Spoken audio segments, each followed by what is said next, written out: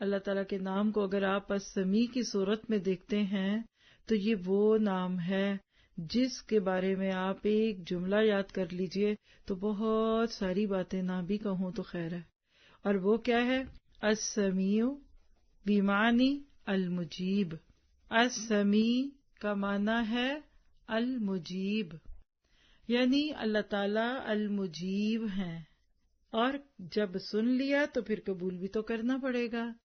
آپ دیکھیے جیسے نماز میں رکوع سے اٹھتے ہوئے ہم کہتے ہیں سمع اللہ لمن حمدہ، سن لی اللہ نے بات اس کی جس نے اس کی تعریف کی. ابھی ادھر سے بات گئی اور ادھر سے جواب بھی آ گیا. کبھی اتنا کوئک آپ کو جواب ملا؟ آج تو انٹرنیٹ کی دنیا میں ہو سکتا ہے کہ آپ میسج کریں اور فوراً آ جائے. ذرا یاد تو کیجئے وہ وقت جب ماؤں کو خط لکھ کر انتظار کرنا پڑتا تھا. کبوتروں کا وقت تو ہم نے نہیں دیکھا لیکن خطوں کا وقت تو دیکھا ہے نا. فیکس کتنی دیر بعد جواب آتا تھا.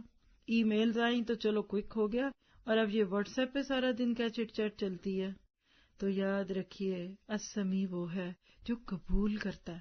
آپ سب کو سناتے رہے، سنتے بھی رہے لوگ، لیکن فائدہ کیا اگر اس نے سن کر آپ کی بات نہیں مانی؟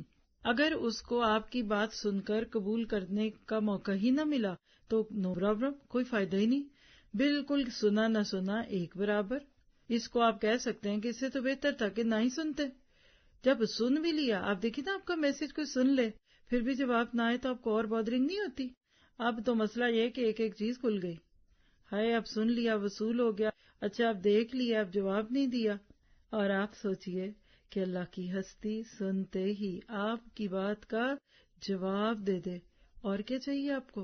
اور یاد رکھیے گا کہ اللہ سبحانہ تعالیٰ جب آپ کی بات، میری بات سنتا ہے تو اس کو فوراً قبول بھی کر لیتا ہے. اس کے لیے کوئی چیز مشکل نہیں ہے. اور جتنا زیادہ آپ اللہ تعالیٰ کے ساتھ اس طرح کا اپنا تعلق رکھتے جائیں گے وہ آپ کو خود بتائے گا کہ آپ کہاں کھڑے ہیں.